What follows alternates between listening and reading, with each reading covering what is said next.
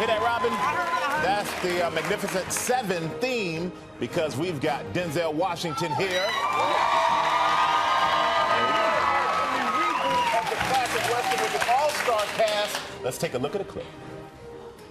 Looking for a man, big fella, about your size. What's his name? Name his mama gave him was Daniel Harrison, but sometimes he goes by the name of Powder Dan.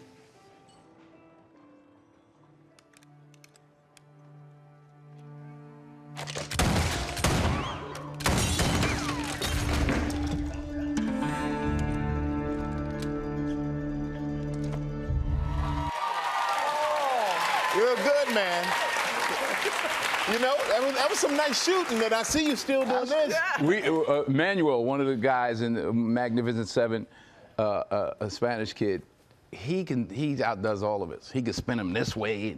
But they say you mastered it. You went everywhere with your six shooter. Yeah, you just practice all day, every day. I heard you were in meetings with them. You're walking down the street with them. No, you don't. It must be for a role, because not crazy. No. But yeah, but you just practice. You're with your horse every day, and you know, I like that. You're part of the clean shaven right now. Yeah. Do we love this look? I saw that.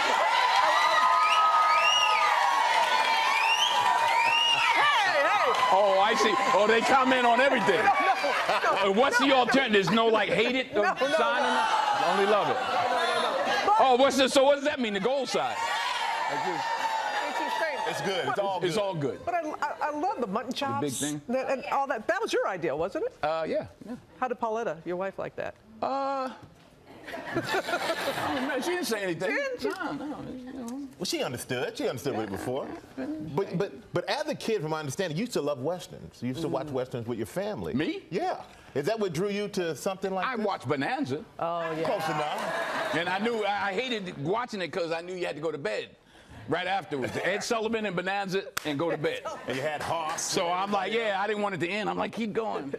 I always liked Hop Sing. That was my guy. Yeah. Remember Hop Sing? He jumped in on it. Eddie's It was like the cook. I was like, you know. This is a reboot. I remember the original one. This one is so, I love the cast. We all love to see just this different people from all walks of life. Right. Does it really speak to this new generation? You mean just having different colors of folk? Well, you know, it actually speaks to the reality in the 1870s. That's more typical than, you know, movies of the, whatever, 50s and 40s where there was nobody who looked like us. But they didn't show it. But we were there. Yeah, we were there, but they didn't show that in 1960s, and that's why it's so great in the reboot that you are. Yeah, I mean, well, I can't speak for the director, but it wasn't like, oh, we're going to do this for that reason. I mean, I just want to be in Chris Pratt's movie. And he felt the same way. Did he say that? He felt the same way. He's here tomorrow. We'll ask him. He's here tomorrow. Okay. But the very, very diverse cast, and I love the movie and the interaction with everybody in this movie. And you know, speaking of sports, I know you're a big sports guy. It's football season. Yep. Your son, actually, John Davis, who's on Ballers, he actually was a professional football player as well.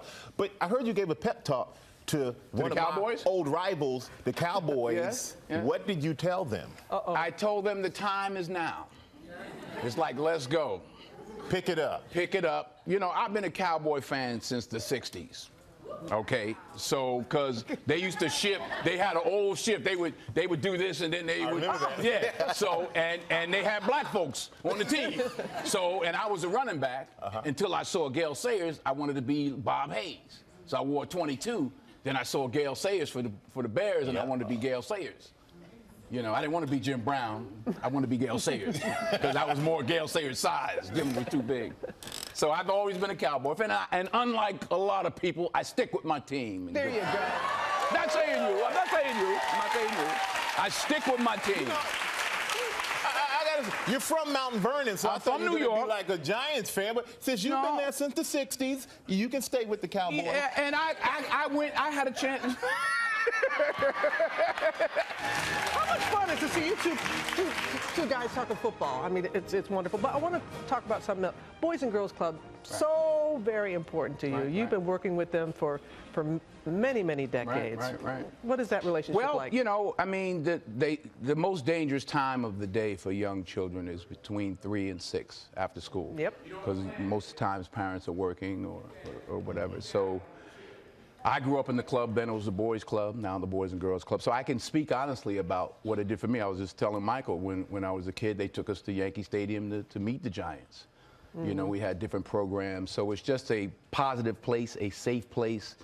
The statistics show that the kids that grow up in the clubs graduate at a higher rate from high school and from college. Wow. And so in every way, it's just good. Thank you.